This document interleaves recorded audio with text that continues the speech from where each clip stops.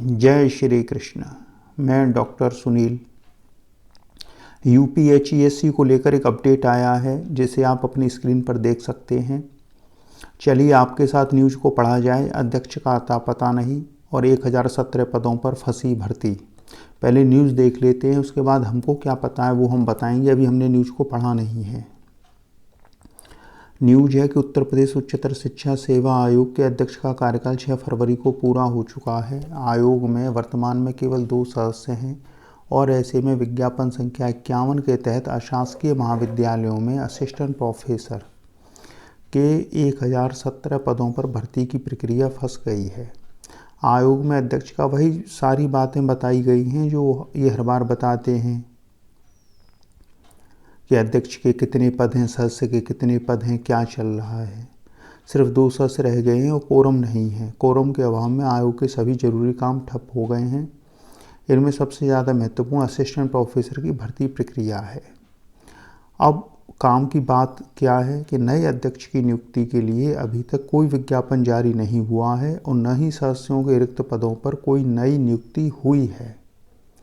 दूसरी ओर कुछ लोग बताते हैं कि अध्यक्ष और सदस्य की चयन प्रक्रिया चल रही है, लेकिन न्यूज़पेपर में तो कहीं नहीं आया कि अध्यक्ष और सदस्य के लिए आवेदन मांगे गए हों।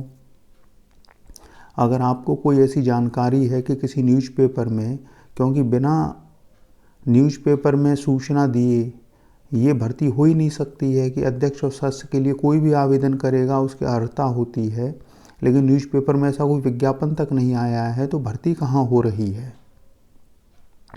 अगर एक सदस्य की नियुक्ति भी हो जाती है तो कोरम पूरा हो जाएगा। अच्छा, यूपीएचईएससी के सूत्रों का कहना है कि आयोग के सदस्य रहे एसके पांडे का वर्ष 2021 में जब कार्यकाल पूरा हुआ था तब इस पद के लिए विज्ञापन जारी किया गया था। 2 बार सर्च कमेटी भी हुई लेकिन नियुक्ति नहीं हुई।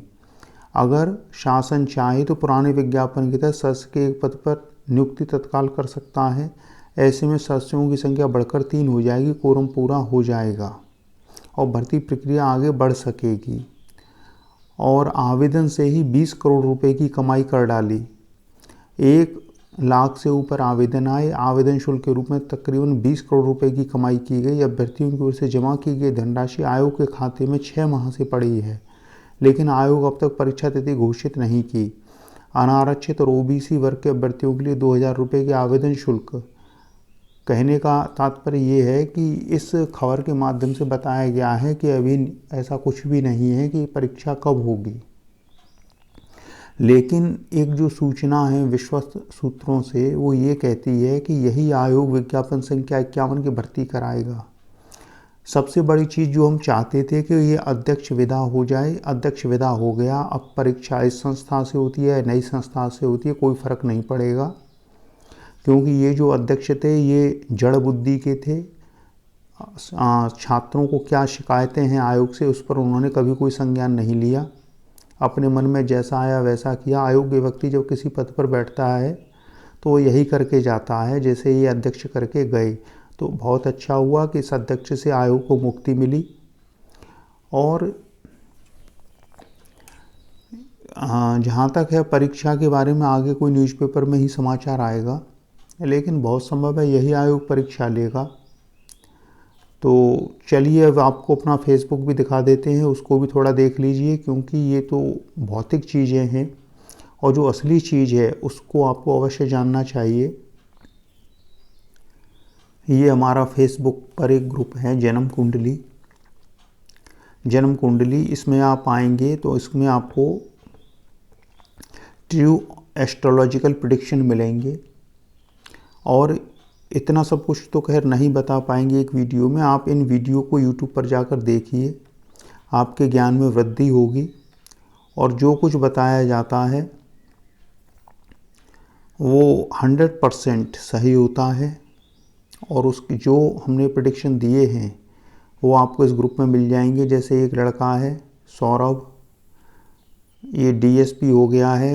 हमने इसको पढ़ाया भी था और इसका हमने कुंडली भी देखी थी। और सिलेक्शन के बाद में इसका ये मैसेज आया है कि आपकी कृपा से डीएसपी का पद मिला है। तो जन्म कुंडली अगर आपके घर वालों ने आपका जन्म समय नोट किया हुआ है तो जन्म कुंडली अवश्य देखिए। जो भाग्य में होगा वही मिलेगा, न उससे कम मिलेगा न उससे अधिक मिलेगा। अब प्रश्न हो सकता है तो फिर भाग्य को जानने से क्या लाभ है? एक संतोष मिल जाता है।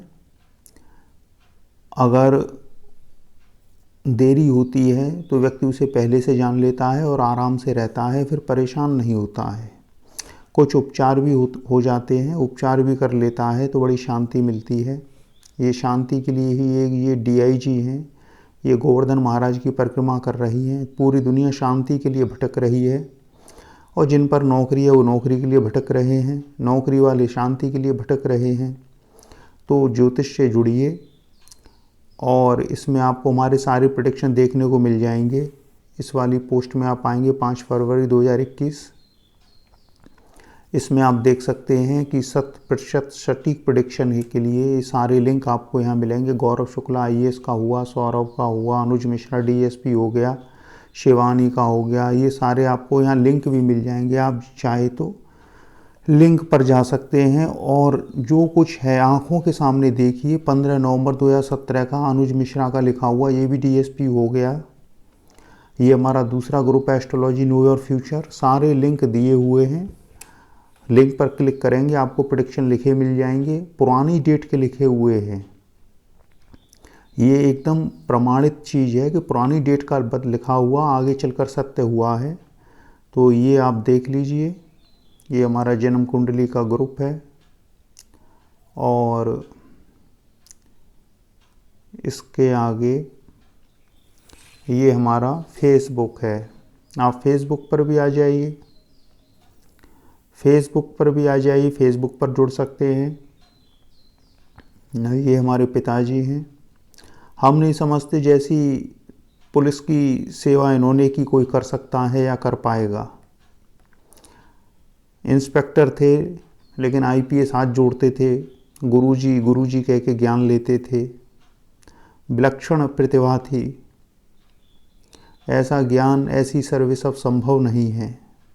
आजकल तो नेताओं की चाकरी बनकर रह गई है। वो पुलिस कुछ और थी जो हमने देखी, वो पुलिस आज नहीं है।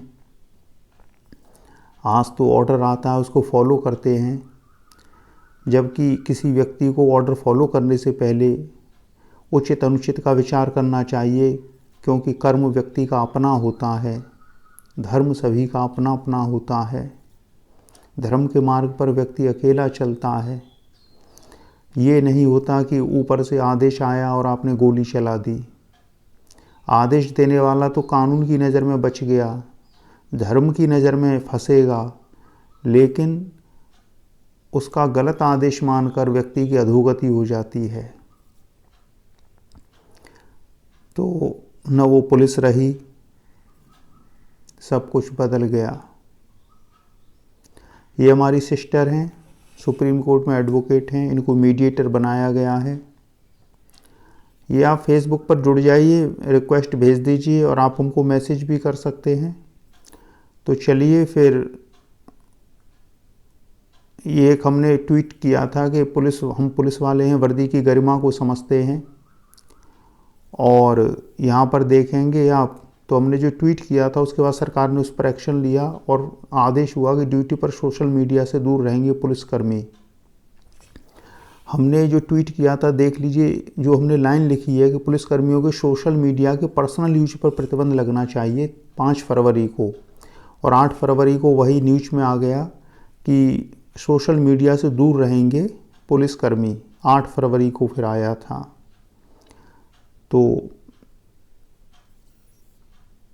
2 दिन पहले एक ऐसी युवती संपर्क में आई है जो बीते सालों से गुपचुप हमारी सारी पोस्ट पढ़ती रही।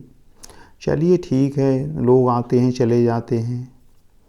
तो यहाँ आएंगे आपको बहुत कुछ पढ़ने को मिलेगा। वासना का मार्ग सबसे सहज और सुकर मार्ग है। प्राणी अनंत जन्मों से इसी मार्ग पर तो चलता आया है।